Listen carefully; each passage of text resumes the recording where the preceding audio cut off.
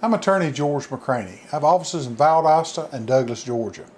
And I recently did a video about whether or not law enforcement can hide and run laser and radar speed detection devices in Georgia. Well, let me tell you, I travel on the interstate all the time, and there is no worse feeling really than having that officer sitting there when you come over a hill and he's pointing his radar at you or he's pointing that laser at you. That's a bad feeling. All right.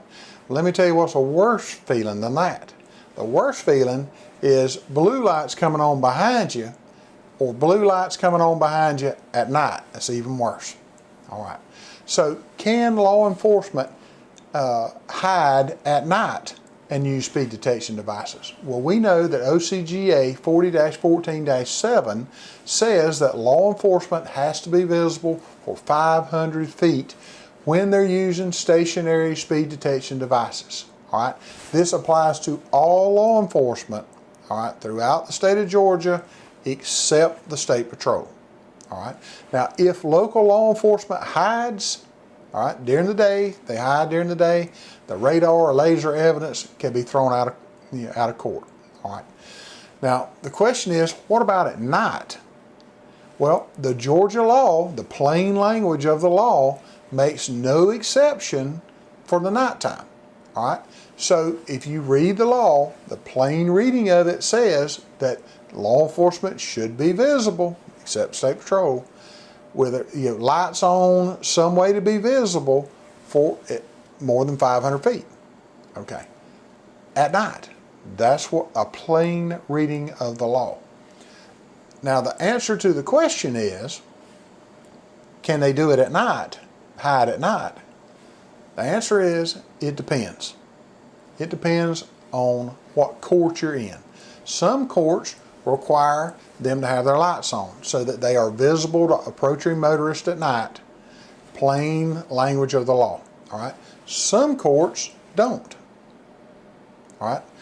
What you need is an attorney to represent you at court that's able to argue the plain language of the law to the court in order for them to throw that ticket out if that law enforcement's hiding. That's what you need. All right.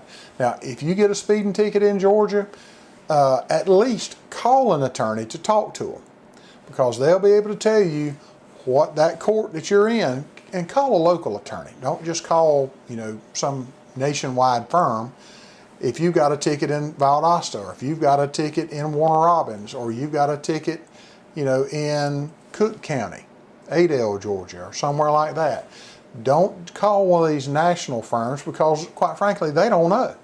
Call a local attorney that represents people regularly in those courts, and they will be able to tell you what you need to do to get the best result in your case. Now, if you pay the ticket, just say, oh, I was just called, I just pay the ticket. That's not the end of it. You pay that ticket, say on the interstate, if you're running 90 miles an hour in excess, most jurisdictions have a $900 ticket cost. Well, that's a lot of money, but that's not the end of it. If you get that ticket, you pay it, the insurance company finds out about it, they're going to jack your insurance rates up for years. You're going to pay way more than that $900. Okay, so my advice is, talk to a local attorney that handles cases in the court where you've been charged, and they can get you the best results out of that. If you need an attorney and you've got a question, feel free to give us a call.